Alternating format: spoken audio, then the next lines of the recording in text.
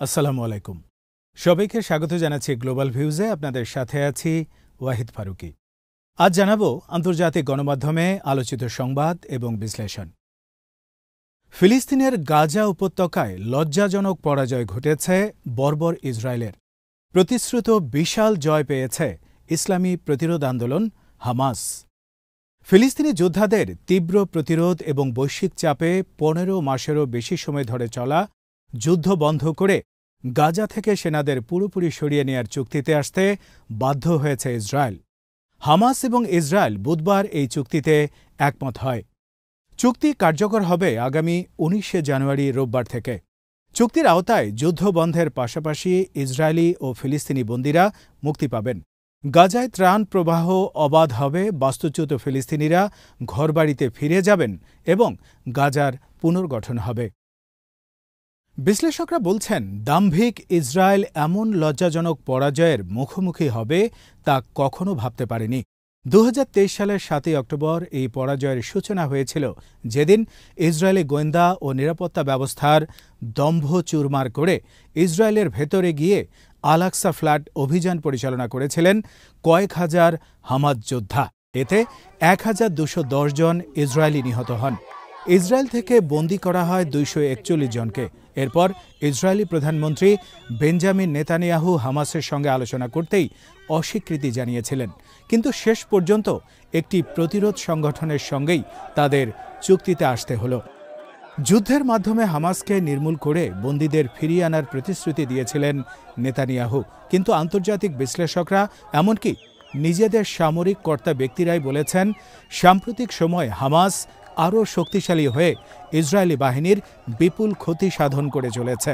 এই যুদ্ধে ইসরায়েল প্রায় ১,০০০ সেনা হারিয়েছে বলেও স্বীকার করলেও নিরপেক্ষ সূত্রগুলো বলছে এর সংখ্যা বহুগুণ বেশি। গাজা দখলের পরিকল্পনা ছিল নেতানিয়াহুর। এই লক্ষ্যে নেতজারিম করিডোর বানিয়েছিলেন তিনি। ফিলাডেলফি করিডোরে বিশাল সেনাদল মোতায়েন করেছিলেন। একই সঙ্গে ফিলিস্তিন, জর্ডান, লেবানন ও সিরিয়ার ভূখণ্ড দখল করে বৃহত্তর ইসরায়েল প্রতিষ্ঠার স্বপ্ন দেখেছিলেন তিনি, কিন্তু সেই স্বপ্ন ভেঙে চুরমার হয়ে গেছে। এই যুদ্ধে প্রায় $৬০ বিলিয়ন ব্যয় হয়েছে ইসরায়েলের। তাদের অর্থনীতি এখন পঙ্গু। তার উপর ফিলিস্তিনের সহায়তায় হিজবুল্লাহ এবং হুথি আনসারুল্লাহর ভয়াবহ আঘাতের পর সমুদ্র বাণিজ্য, পর্যটন, চাষাবাদ, ব্যবসা, শিক্ষা সবই স্থবির হয়ে পড়েছে দখলদারদের। সেই সঙ্গে ধ্বংসের মুখে পড়েছে নেতানিয়াহুর রাজনৈতিক ক্যারিয়ারও। যুদ্ধকে প্রলম্বিত করে দুর্নীতিবাজ নেতানিয়াহু ক্ষমতায় টিকে থাকার যে ছক তৈরি করেছিলেন তা ভণ্ডুল হয়ে গেছে। এরই মধ্যে গাজায় নৃশংস অভিযানে বিশ্বজুড়ে দেশটিকে নিয়ে ক্ষোভের জন্ম দিয়েছে। আন্তর্জাতিক বিচার আদালত বা ICJ ইসরায়েলের বিরুদ্ধে গণহত্যা চালানোর অভিযোগ খতিয়ে দেখছেন। আর আন্তর্জাতিক অপরাধ আদালত বা ICC যুদ্ধাপরাধ ও মানবতাবিরোধী অপরাধে যুক্ত থাকার অভিযোগে নেতানিয়াহু এবং তার সাবেক প্রতিরক্ষামন্ত্রীর বিরুদ্ধে গ্রেপ্তারি পরোয়ানা জারি করেছেন। চুক্তি চূড়ান্ত হওয়ার পর এটি হামাসের কাছে ইসরায়েলের আত্মসমর্পণ বলে আখ্যা দিয়েছেন ইসরায়েলি অর্থমন্ত্রী বেজালেল স্মোট্রিচ এবং অভ্যন্তরীণ নিরাপত্তা মন্ত্রী ইতামার বেন গাভির। চুক্তিকে ব্যর্থ ও পরাজয়ের স্মারক উল্লেখ করে এর প্রতিবাদে বিক্ষোভ করেছেন কট্টরপন্থী ইহুদিরা। অন্যদিকে নিহত ও বর্তমান নেতাদের ভবিষ্যৎবাণীকে সত্য প্রমাণিত করে প্রতিশ্রুত জয় পেয়েছে হামাস ও ফিলিস্তিনের অন্য প্রতিরোধ সংগঠনগুলো। তারা বলেছিলেন, প্রতিরোধ আন্দোলনের নেতারা নিহত হলেও আন্দোলন কখনোই থামে না। এই চিরন্তন সত্যকে সামনে এনেছে এই চুক্তি। এর মাধ্যমে প্রতিরোধ সংগ্রামের দৃঢ়তা প্রতিষ্ঠিত হয়েছে। ইসরায়েলি বর্বরতার কারণে অর্ধলক্ষাধিক নিরীহ ফিলিস্তিনি নিহত হলেও প্রতিরোধ যোদ্ধারা পরিকল্পনা মাফিক নিয়মিত আঘাত হেনে দখলদারদের বিপর্যয় নিশ্চিত করেন। হামাস যে দাবিগুলোতে অনড় ছিল সেই দাবিগুলোই প্রতিষ্ঠিত হচ্ছে। যুদ্ধের অবসান হচ্ছে। উপত্যকা থেকে দখলদার বাহিনী ফিরে যাচ্ছে। বাস্তুচ্যুত ফিলিস্তিনিরা নিজ বাড়িঘরে ফিরে যাচ্ছেন এবং গাজায় সহায়তার প্রবাহ স্বাভাবিক হচ্ছে। যুদ্ধের ১৫ মাসে ফিলিস্তিনি যোদ্ধারা ইসরায়েলি গোয়েন্দা কার্যক্রম ও প্রতিরক্ষা ব্যবস্থার কল্পকাহিনীর অসারতা প্রমাণ করেছেন। অসংখ্য দেশ এখন থেকে ইসরায়েলি পণ্য কেনা বন্ধ করে দিয়েছেন। অর্থনীতি ভেঙে দিয়ে ইসরায়েলকে পঙ্গু করতে সক্ষম হয়েছেন প্রতিরোধ যোদ্ধারা। হামাস বলেছিল চুক্তি না হলে বন্দীরা কোনোভাবেই মুক্তি পাবেন না। সেই দৃঢ়তা প্রমাণ করে হামাস বুঝিয়ে দিয়েছে তাদের নির্মূল করার ইসরায়েলি পরিকল্পনা হাস্যকরী ছিল। এই চুক্তির মাধ্যমে হাজারো ফিলিস্তিনি বন্দীর মুক্তি হবে, যাদের মধ্যে অনেকে যুগ যুগ ধরে ইসরায়েলি কারাগারে বন্দী ছিলেন। এই যুদ্ধ ফিলিস্তিনি প্রতিরোধ গোষ্ঠীগুলো এবং পুরো মধ্যপ্রাচ্যের প্রতিরোধ অক্ষের মধ্যকার ছোটখাটো বিভেদ ভুলিয়ে তাদেরকে এক জায়গায় আনতে সক্ষম হয়েছে। নতুন ফিলিস্তিন গড়ার ক্ষেত্রে এটি অনন্য ভূমিকা পালন করবে। এসব কারণে যুদ্ধবিরতির খবর সামনে আসার পর বুধবার দিবাগত রাতে গাজাবাসীরা উল্লাসে ফেটে পড়েন। তারা আনন্দে একে অপরকে জড়িয়ে ধরেন। রাতটিকে স্মরণীয় করে রাখতে অনেককে মোবাইল ফোনে ছবি তুলতে দেখা যায়। যুদ্ধবিরতির ঘোষণায় উচ্ছ্বাস প্রকাশ করেছেন বিশ্বের বিভিন্ন দেশে থাকা ফিলিস্তিনিরা। যুক্তরাষ্ট্র, জর্ডান, মিশর, জার্মানি ও তিউনিসিয়া সহ বিশ্বের বিভিন্ন প্রান্তে ফিলিস্তিনি ও স্থানীয় জনগণ এই চুক্তিকে বড় বিজয় হিসেবে উদযাপন করেন। ইসরায়েলে জিম্মি পরিবারের স্বজনদেরকেও উচ্ছ্বাস প্রকাশ করতে দেখা গেছে।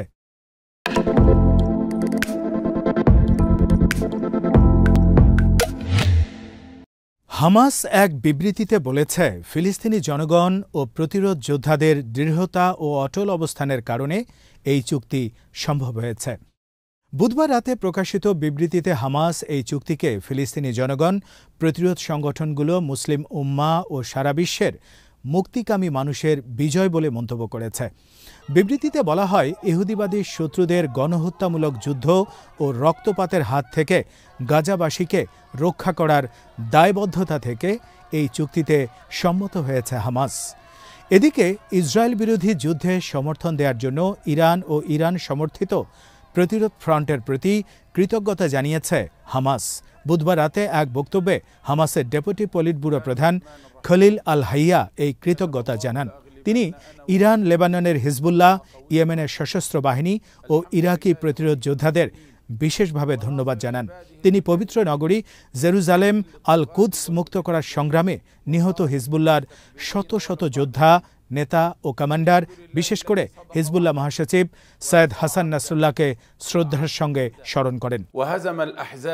খলিল আল হাইয়া পশ্চিম তীরের ফিলিস্তিনি যোদ্ধাদের, বিশেষ করে জেনিন ব্রিগেডকে ধন্যবাদ জানান। এছাড়া জেরুজালেম আল কুদসের ভেতরে, এমনকি ইহুদিবাদী ইসরায়েলের অভ্যন্তরে বিভিন্ন স্থানে অভিযান পরিচালনাকারীদের ধন্যবাদ জানান তিনি।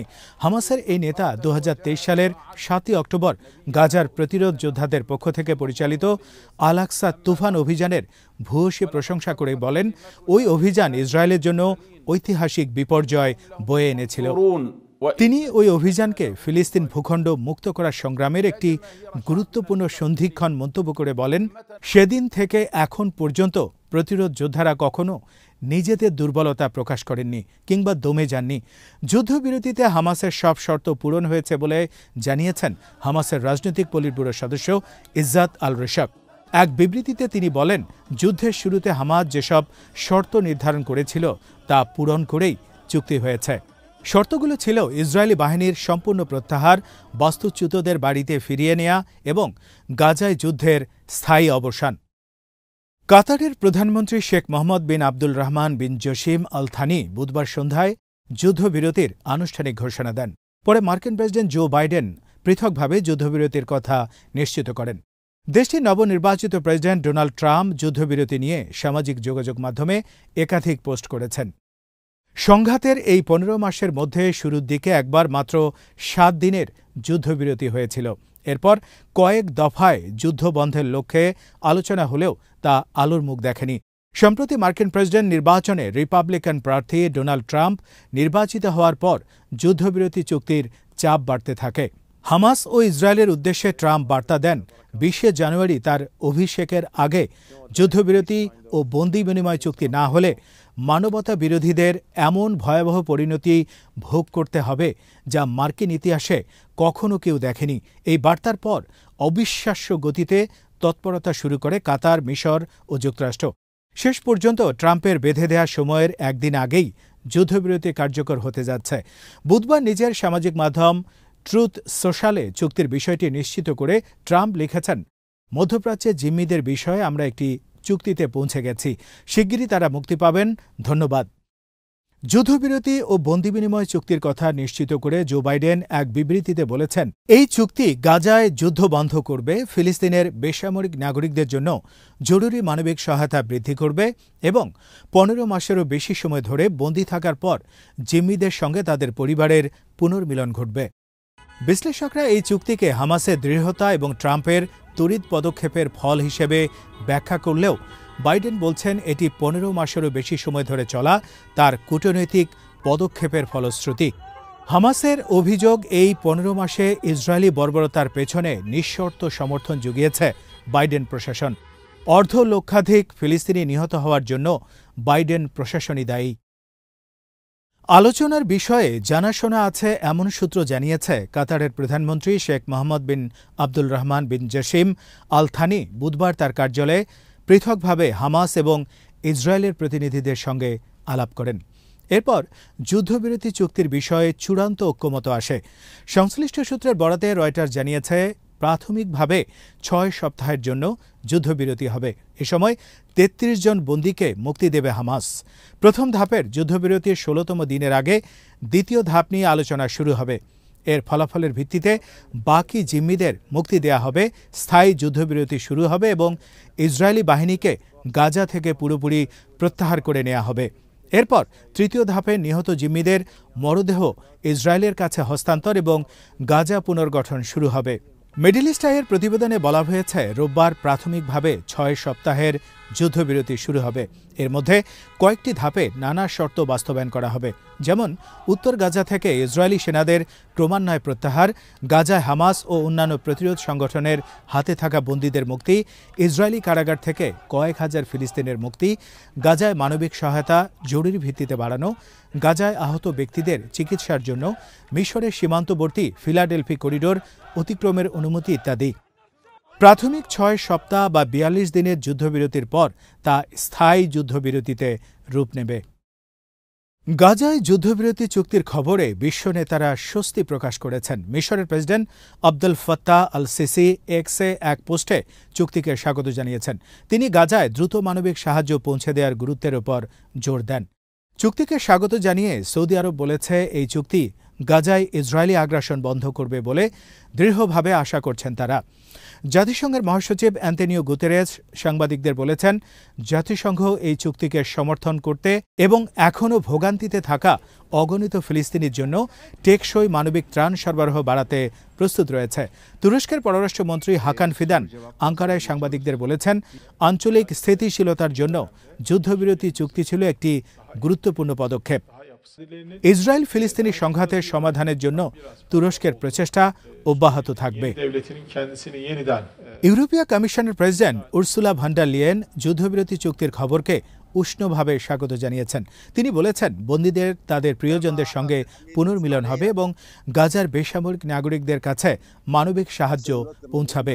এটি একটি পুরো অঞ্চলে আশা জাগিয়েছে, যেখানে মানুষ দীর্ঘকাল ধরে অপরিসীম দুর্ভোগ সহ্য করেছিল। জার্মানির পররাষ্ট্রমন্ত্রী আনালেনা বেয়ারবক বলেছেন, এই মুহূর্তে আশা করা যায় যে অবশেষে বন্দীদের মুক্তি দেওয়া হবে এবং গাজায় প্রাণহানি বন্ধ হবে। ব্রিটিশ প্রধানমন্ত্রী কেয়ার স্টারমার এক বিবৃতিতে বলেছেন, মাসের পর মাস ধরে ভয়াবহ রক্তপাত এবং অগণিত প্রাণহানির পর অবশেষে সেই দীর্ঘ বিলম্বিত খবর এলো, যেটার জন্য ইসরায়েলি ও ফিলিস্তিনি জনগণ মরিয়া হয়ে অপেক্ষা করছিলেন। বেলজিয়ামের প্রধানমন্ত্রী আলেকজান্ডার ডি ক্রু বলেছেন, দীর্ঘ সংঘাতের পর গাজায় বন্দীদের বিষয়ে আমরা বেশ স্বস্তি বোধ করছি। আশা করছি এই যুদ্ধবিরতি যুদ্ধের অবসান ঘটাবে এবং একটি টেকসই শান্তির সূচনা করবে। নরওয়ের প্রধানমন্ত্রী জোনাস গাহর স্টের গাজাসহ সমগ্র ফিলিস্তিনের পরিপূর্ণ নিয়ন্ত্রণ এবং দায়িত্ব গ্রহণের জন্য ফিলিস্তিনের প্রতিষ্ঠানগুলোকে শক্তিশালী করার প্রয়োজনীয়তার উপর জোর দিয়েছেন। গাজায় যুদ্ধবিরতি চুক্তি চূড়ান্ত করার দিন বুধবারও ভয়াবহ গণহত্যা চালিয়েছে ইসরায়েল। এই দিন উপত্যকার বিভিন্ন স্থানে চালানো বিমান হামলায় অন্তত ৬২ ফিলিস্তিনি নিহত হয়েছেন। বুধবার নিহতদের মধ্যে ২ জন সাংবাদিক রয়েছেন বলে গাজা থেকে পাওয়া খবরে জানা গেছে। গাজার সিভিল ডিফেন্স এজেন্সি এক বিবৃতিতে জানিয়েছে, গাজার মধ্যাঞ্চলীয় দেইর আল বালা এলাকার একটি বাড়িতে ইসরায়েলি বিমান হামলায় ১১ জন ফিলিস্তিনি নিহত হয়েছেন।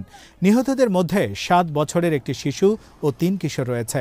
ওই এজেন্সি জানিয়েছে, গাজার একটি স্কুলে আশ্রয় গ্রহণকারী ফিলিস্তিনিদের উপর ইহুদিবাদী বিমান হামলায় আরও ৭ জন নিহত হন। নুসেইরাত শরণার্থী শিবিরে তৃতীয় বিমান হামলা চালায় দখলদার সেনারা। ওই হামলায় অন্তত ৬ গাজাবাসী নিহত হন। বুধবারে চতুর্থ হামলা চালানো হয় গাজা সিটির সাথী শরণার্থী শিবিরে। ওই হামলায় অন্তত ৩ ফিলিস্তিনি নিহত হন।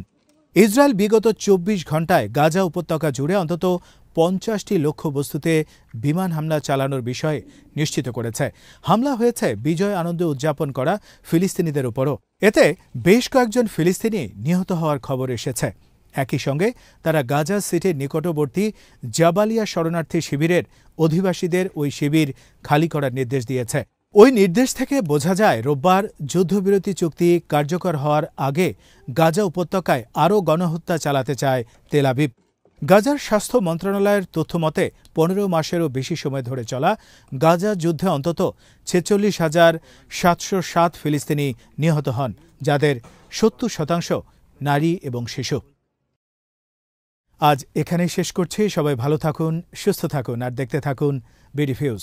চ্যানেলটি ভালো লাগলে সাবস্ক্রাইব করুন। সংযুক্ত থাকুন আমাদের ফেসবুক পেজে। আল্লাহ হাফিজ।